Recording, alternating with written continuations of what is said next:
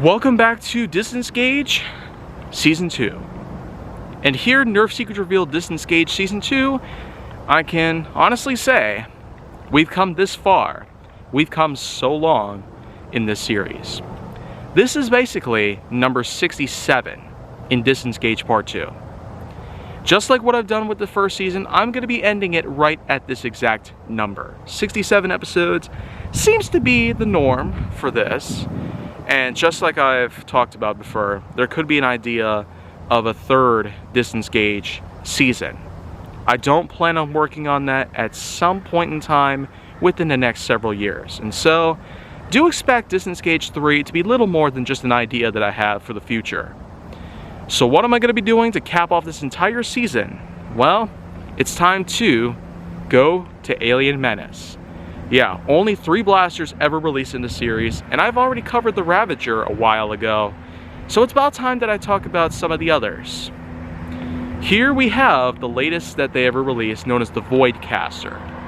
It pretty much just shows that Nerf eventually gave up on the idea of creating an alien-themed blaster arsenal of their own, and so I do feel like that it also gave us the idea of them wanting to create more licensed franchises, and so I can preemptively describe that the likes of Halo, Alien, and some other licensed properties that they pretty much are selling themselves out to are essentially like a remake of what this series is, but this has been much more original than anything that they have ever done license-wise. Nevertheless, I got 4 darts loaded into 4 barrels, and I also have a few more darts. It has dart storage down below, and how it fires is simply by squeezing the grip right here. So, grabbing an 8th dart from the ground, because what we're gonna do is end this entire series, at least for this exact season. Like I said, season 3 might be a possibility, but I don't see that happening for now. 4 darts are loaded into the front barrels, as you can see, and now let's go ahead and fire them off.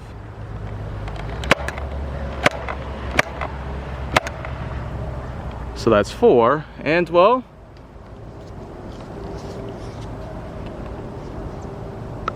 here we go with 4 more darts.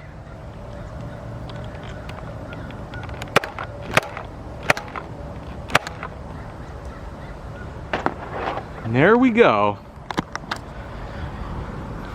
Starting at 0 feet and then working our way down all the way to the first mark that I have put together specifically for this test. And so let's take a look here. An elite dart sits at 39 feet, and then we got some more darts lined up around here. You've certainly known about the crabapple patch by now. So what we can see here are most of the rest of the darts simply sitting in various spots. I'm gonna have to count 43 feet for the middle mark, and then lining up this dart at around 45 feet.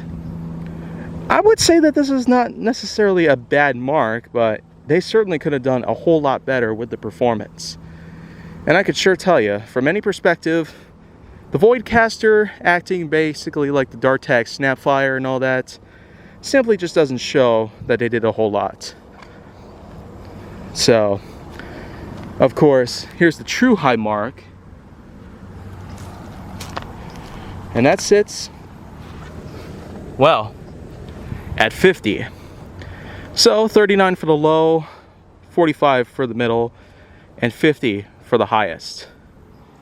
That's basically how I sum this up personally.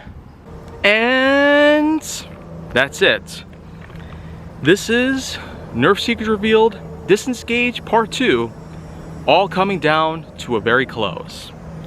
But what I have to say about the Voidcaster is I feel like that it's average, pretty much. Not much left to say about this blaster, although I will expect a pretty big future. Next year, get ready, because Aftersought is going to be getting a sequel series just like what this has gotten. So Distance Gauge and Aftersought will both become apparent, and do expect to do the following, like I always do at the outro of every video.